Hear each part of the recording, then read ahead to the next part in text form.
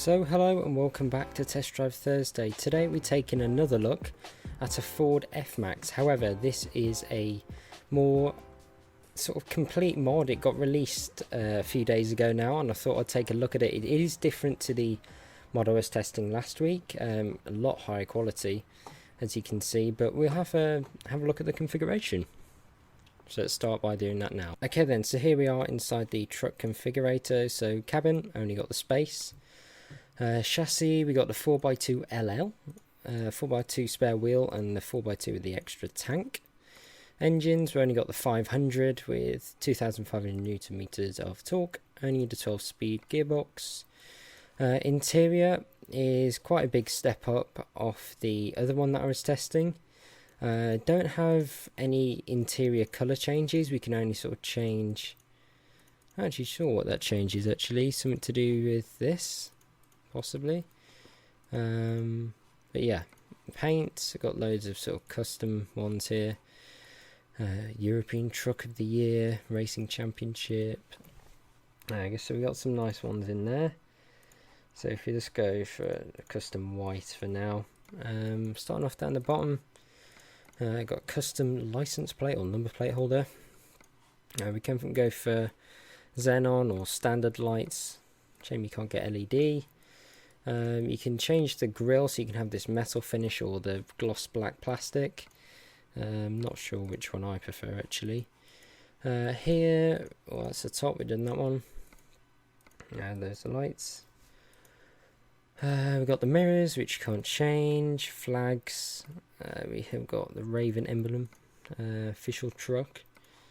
Got some light bars on the top. Sorry, always nice. Here you can change the spoiler, so you can mess around with that if you wish, or just keep it as low as possible.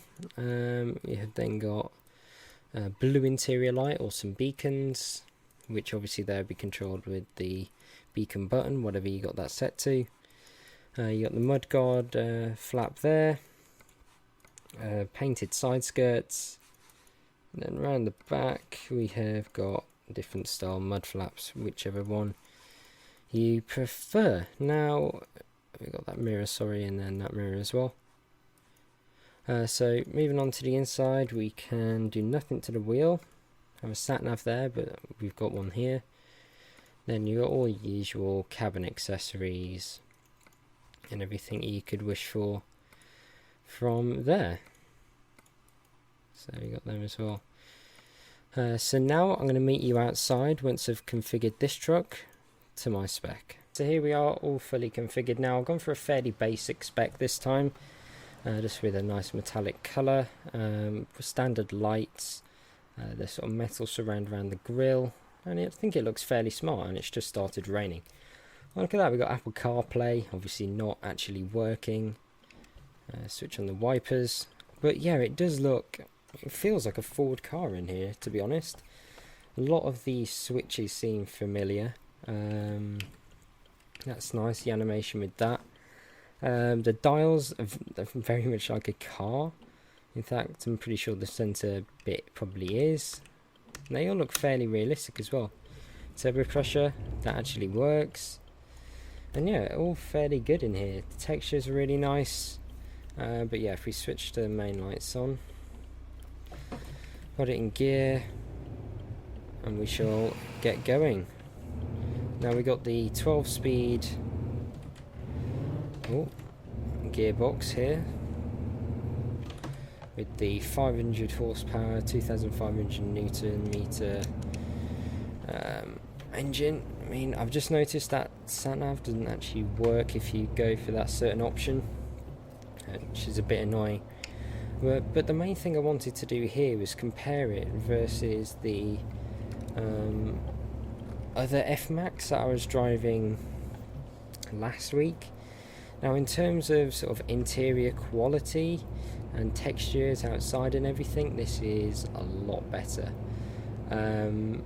Where it's sort of not quite as good, obviously there isn't any interior colour configuration, which is a bit of a shame, because in the other one you could go for all black, I believe, and was it a beige and a blue, if I'm I'm not sure about the blue, but there's definitely a beige.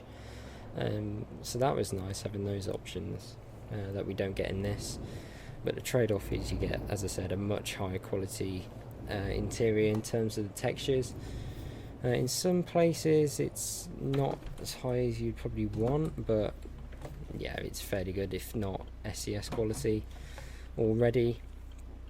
Mirrors, they're slightly different. If you remember back to last week, they sort of were almost like the Volvo mirrors, the way they're sort of frameless. These are sort of more embedded into the plastic casing of the mirror, which I'm not too sure which one is realistic, to be honest. I'd have to look that up, but I definitely prefer the ones in the truck that we drove last week. Now engines, they're exactly the same as well, so there's nothing really to choose between there. They feel pretty similar. I mean, that's a pretty good pull. I mean, this trailer's 16 tons, so not too heavy, but that pulled up pretty well from 9th gear at around 1200 RPM. Accelerates pretty nicely, and it seems to rev quite quickly at the top end, which is nice. We need that sat-nav. We're turning up here. In terms of configuration between both mods, I don't think there's much to choose between them, to be honest. There isn't a load of configuration, which is a bit of a shame. Neither really excel in that part, but what's there is fairly nice, and you can make a pretty smart looking truck. But saying that, I do think this looks fairly smart out of the box, so you haven't really got to worry about that. But yeah, it's up to you really which one you prefer. This one feels more finished and SES quality. The other one, I don't know, I mean, there isn't as much as I thought there would be. I was expecting this one to be a lot more improved over that one, but they're fairly close, to be honest. But overall, I do really like this F-Max truck. I'm not sure if it's coming to the UK. Probably should have looked up that before, but I just didn't have time. But yeah, I think it's a really smart truck. It'd be cool if they made a right-hand drive version, but saying that, a lot of people in this game don't use it. But anyway, parking brake on, engine off. Oh, look at that, Ford trucks. That's cool. Nice little animation. So there we go. Hopefully you enjoyed that video. If you did, please do give me a like, subscribe for more, and hopefully I'll see you again soon. Goodbye.